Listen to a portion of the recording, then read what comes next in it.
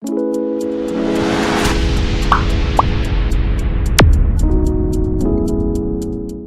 na durog ang aktor na si Paolo Contis sa mga netizens dahil sa pag-amin niyang hindi siya nagbibigay ng sustento sa tatlong anak niyang babae na sina Zonia, Zaylene at Summer. Sigaw ng netizens, "Paolo, todo palusot, kasuhan." Sa panayam ni Paolo sa Fast Talk with Boy Abunda ay inilahad niyang hindi nga siya nagpapadala dahil may mga rason daw siya na hindi na niya binanggit. Ang importante ay nag-iipon naman daw siya para sa tatlo, na ibig sabihin, kapag kumikita siya ay naglalagay siya sa bawat bank account ni Zonia at Zaylene. Mga anak niya kay Lian Paz, na pawang mga dalaga na. Samantalang si Summer ay nasa poder naman ng inang si LJ Reyes na naninirahan sa USA. Inamin din ni Paolo na ang biggest fear niya ay magalit sa kanya ang tatlong anak na babae dahil hindi siya nakasama ng mga ito sa kanilang paglaki. Isa sa mga nag-react sa pahayag na ito ni Paolo ay ang tinaguriang lalaking Marites na si Sian Gaza na kapareho rin ng sitwasyon ng aktor. Nasa kani-kanilang ina ang dalawa nitong anak na batang lalaki at babae. Nag-post si Sian sa kanyang Facebook account ng open letter niya para kay Paolo Contis. Open letter to Mr. Paolo Contis. This message is not from a point of hate but from a point of a man na kaparehas mong may dalawang ex na naiwanan ng anak.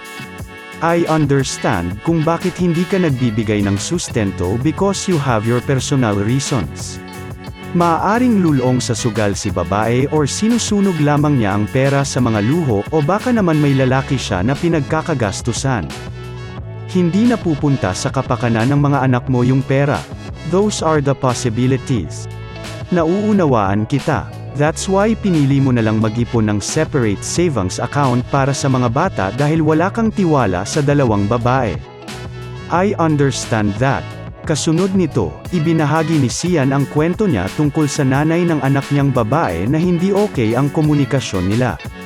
Way back November 2021, nag-away kami nung nanay ng babae kong anak.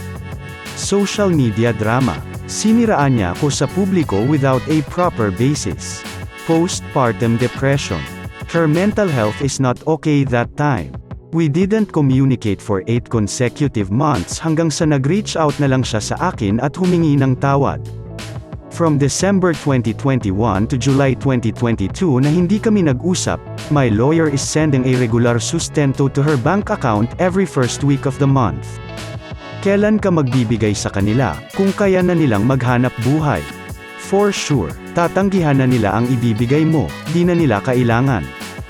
Ayaw mo ng hate? Anong gusto mo? Matuwa sa pinaggagawa mo. Walang batas-batas sa kanya, takot magalit ang mga anak pero di ginagawa obligasyon bilang magulang. Nakakalungkot isipin.